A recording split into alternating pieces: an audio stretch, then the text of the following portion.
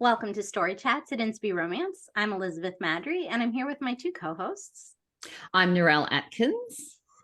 And Valerie Comer. Today, the three of us are going to be chatting about the CCR we've been reading recently, just for fun. So, Narelle said she actually had two this time. So it's amazing.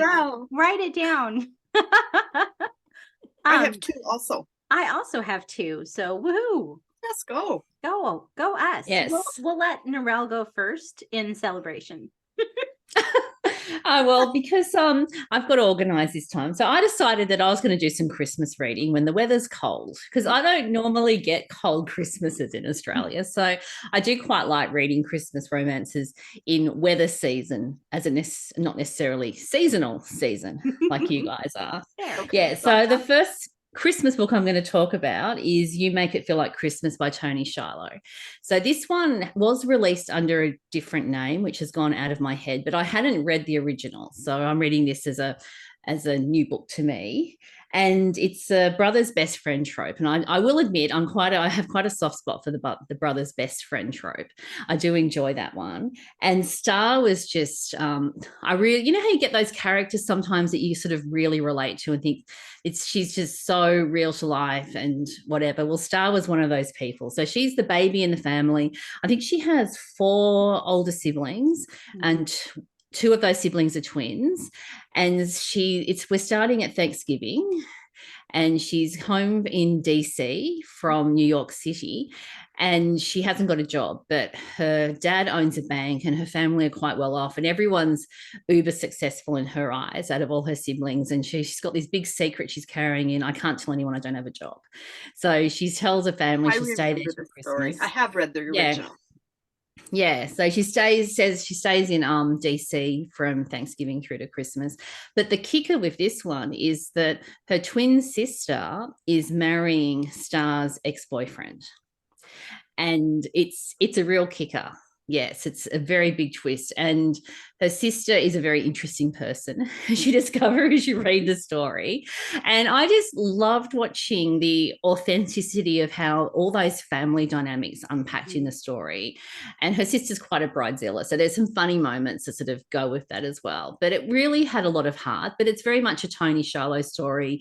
You've got a good solid faith element. You've got really relatable characters that have depth, that are complex, that have all those that interconnectedness going on. And then you've got the conflict with the brother's best friend thinking, can I date my friend's sister, etc., etc. So if you're looking for it's got to be better than marrying your sister's ex. Yeah, that's like, yes, she'd be dead to me at that point. Yes. Yeah. And exploring the themes that go around. And I'm not going to say, because I mean, one of those, you can't really say too much because I don't want to spoil the story, but that definitely unpacks. And I found the ending very satisfying as well. It's a very satisfying ending. So I do recommend this one, particularly if you're a Toni Shiloh fan and you like Christmas books. Go find it if you haven't already read it. Excellent. Or if you're a fan of Christmas books and haven't read any Toni Shiloh, to know if you're a fan. There you go. But you should have, if you've been watching our podcast long enough or listening. Then you know that we are all Toni Shiloh fans, and Toni's and, it's all good. Yes, that's right. That is right. And you get to see DC as well in this one. I really like that because I get that in Beth's books. I get to see DC. So I've never been there, so I enjoyed the DC traveling around as well. Absolutely. Yep. I'm going to go next, just in case Valerie wants to steal one of the ones that I was going to mention. I'm going to sneak in first. I demand my rights. I'm going to sneak in first with Her Cowboy Blind Date by Narelle Atkins. Yay! I actually have a paperback here. There you go. There's the book. I'm going to arm wrestle you for the rights here, Beth. So this is part of our multi-author Eastern Gilead series. And for all that it said cowboy, I enjoyed it. It is you. It is welcome to the club, Narelle. Yeah, it is not heavy on the cowboy, which is good. He is a cowboy, but you don't have to see him be a cowboy if that makes sense. If you're like that. I enjoyed the fact that we were back in Gilead, and it was fun to see all of the characters from other books in the series. And this one has a little bit of some celebrity glamour in it, secrets and paparazzi and sneaking around, and it was good. It was really fun. I thought for a minute that she was going to try and turn it into a love triangle, but I was very glad to see that she avoided that. So don't freak out when you get to that point in the book. It does not turn into a love triangle, which is very good in my world. Yeah, it was never going to be a love triangle. Valerie, would you like to chime in about Narelle's book? The first book I was going to talk about today is her Cowboy Blind Date by Narelle Atkins. I really enjoyed this book. You stole my thunder. I did. Sorry. And you did it on purpose. You're not. I did. You're right. I'm not sorry. A tiny bit sorry. Maybe it's so. The heroine in this one is a girl named Beth, who is Australian. Surprise. And linked to some of Narelle's other books, which are also have Australian characters. I don't know. They say write what you know, so that's good. We should do that. Good job. The blind date part comes in that Sam has to go to a wedding, and his cousin, it's his cousin, right, who says he needs a +1. Is it his cousin? Yes. Yeah. His cousin. Yeah. It's his ex marrying someone else. Because his ex-girlfriend has married the best man, and she's still kind of prowling. And so his cousin says, no, really, you need a +1. You cannot go single to this event because you will regret it.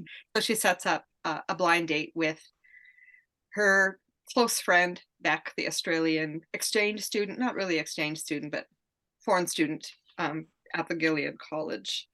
So that's how it starts, and she's going to be gone in a few months, and he just needs somebody temporarily. And of course, it seems often to be the case that these fake relationships start because of family pressure. Mm-hmm.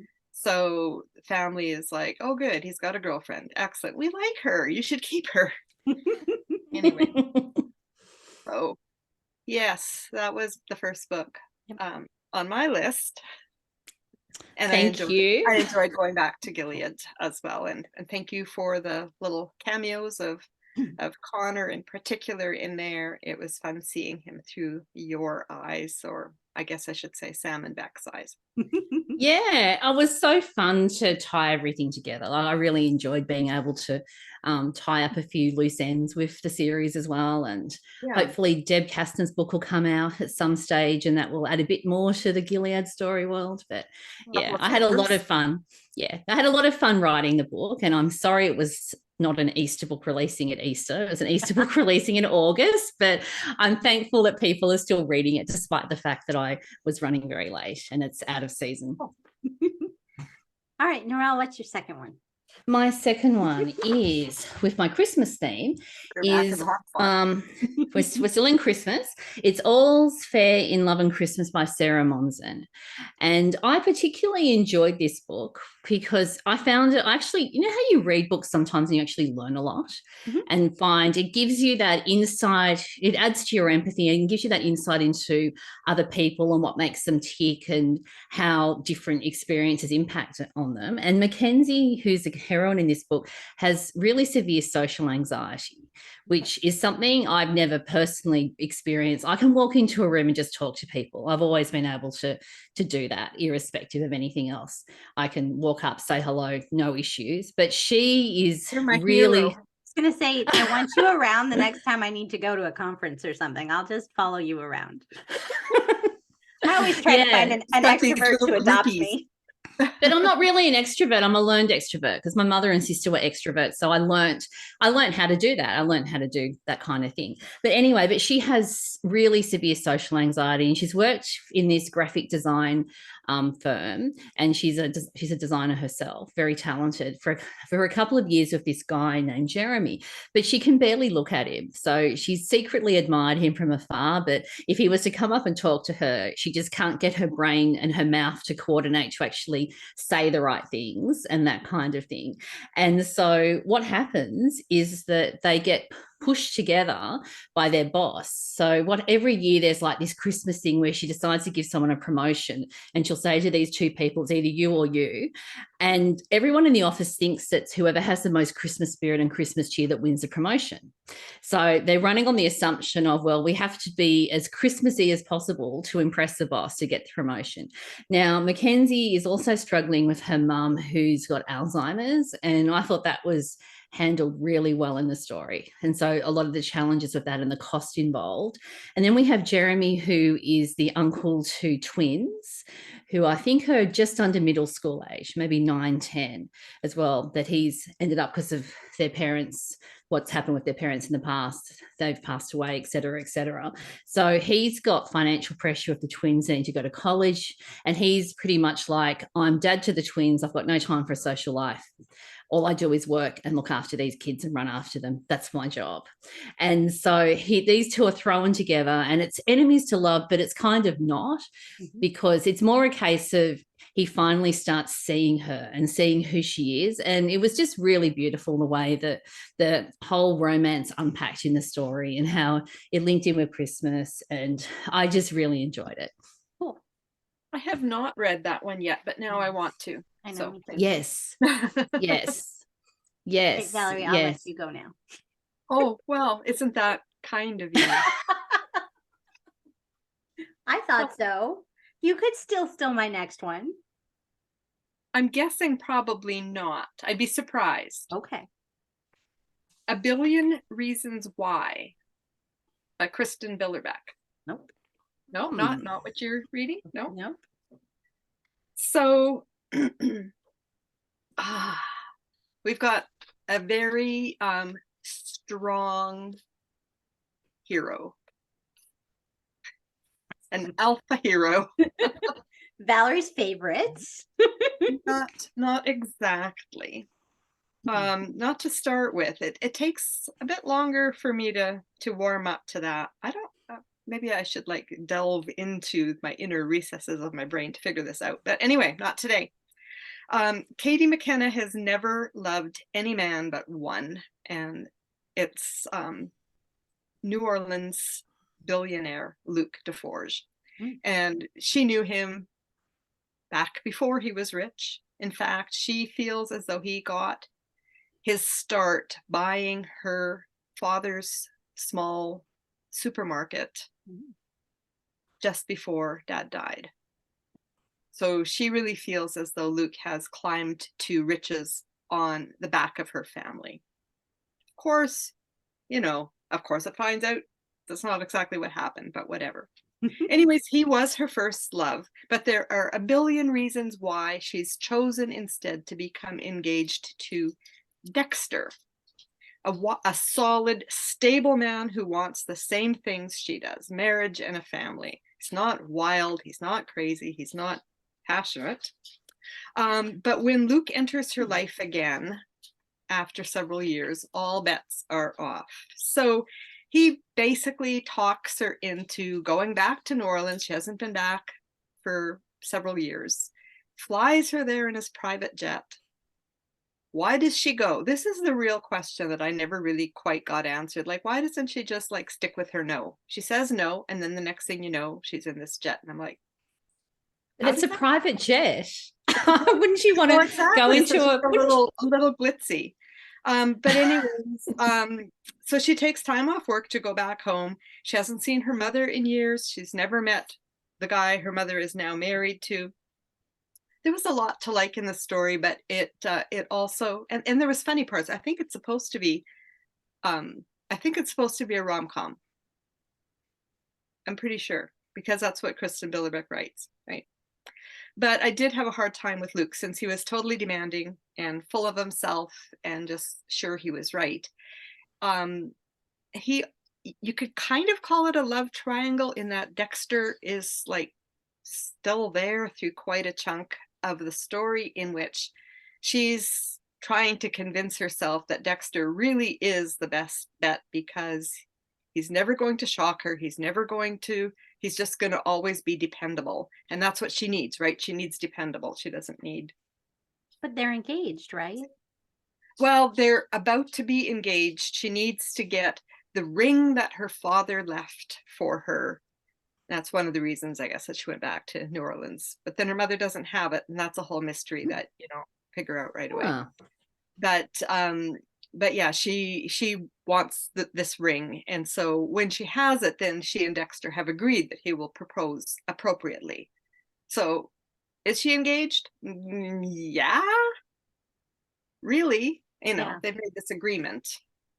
Sounds like a love triangle to me. It does. It sounds like she's a big old. Sounds like she's a big old cheater. It doesn't play out like it, and Luke just has nothing but like kind of nasty nicknames for Dexter. He calls him all kinds of not mean things, but degrading things. Anyways, there was faith content. The faith content was solid. It was not my favorite Kristin Billerbeck book, though, I have to say. So did you want her to end up with Dexter? To my TBR. I'm sorry. So my test for a love triangle, this is Narelle test for a love triangle, is if you get to the end of the book and if you have any thought in your head of I wish that person was with the other person, then that's a love triangle to me. You can skirt love triangles in other ways. Should she have stayed with Dexter and not gone with the billionaire? So to me, that's the test of whether it's a love triangle. If you ever have any doubt that the wrong people got together at the end. Did you? Did I have any doubt? Did you have any doubts? No, there's no doubts. No. Okay. But she had doubts. She had doubts. Okay. Because she kept trying to talk herself into all the reasons why safe was better than stepping out. And I mean, I can see reasons for that kind of thought process too. If you kind of feel like this is somebody who's going to take care of you, gonna bring home the bacon, like it's going to be. He's going to go to work every day and he'll come home and there'll be no hanky-panky and it'll all be just good. But what's she setting aside for that? It's the sleepless in Seattle conundrum. Yes. Which is still cheating, but Anyway, it's a fine line that we walk, isn't it? It is. And sometimes as authors, I think that we play around with different story ideas, and sometimes we skirt into areas, not wrong areas, but just places where we aren't as comfortable. Like, I mean, just in case Beth ever found herself sort of almost writing a love triangle book, or heaven forbid, an almost married romance, but you're experimenting with different characters and you don't always know what they're going to bring to the table. They have surprises too. I did write. I see pigs flying along my window. But were they romances? Yeah, because their marriages are broken and they end up better off for it. So by the definition of married romance, they're a married romance. No, that's true. That's true. So you don't get to gripe about them anymore. Sure. They're done. But with love triangles, there are pigs flying outside my window at the moment in terms of love triangles and Beth, just so you all know. Yeah. All right. So my next one is Kayleigh by Kimberly Ray Jordan. I thought you might have gotten that one, but you're behind in this series, I think. I have not got to that one yet. Okay. It is the latest in her Halverson's family series. This might be my favorite of the series so far. Then I'm looking forward to it. Yeah.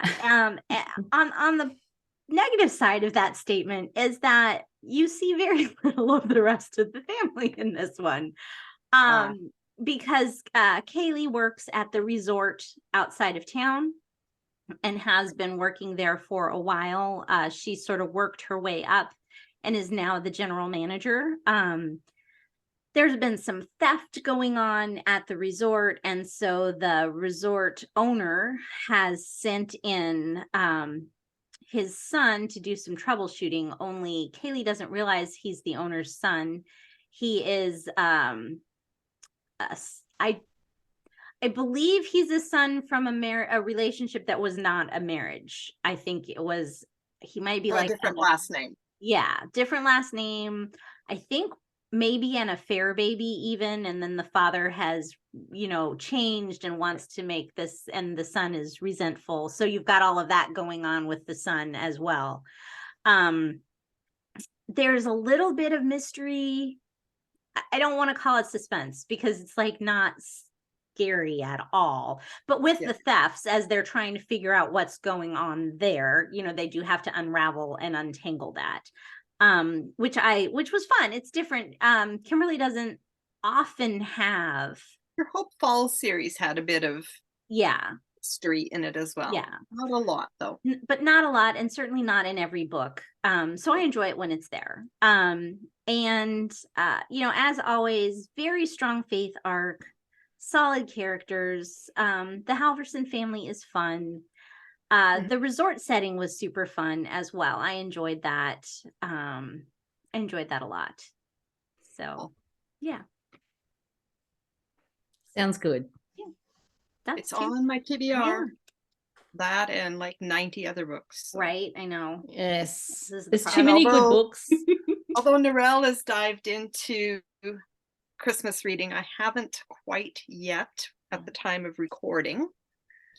But it's coming soon. So Kayleigh might just wind up being a January read for me. I've got a lot of Christmas books I've been stashing.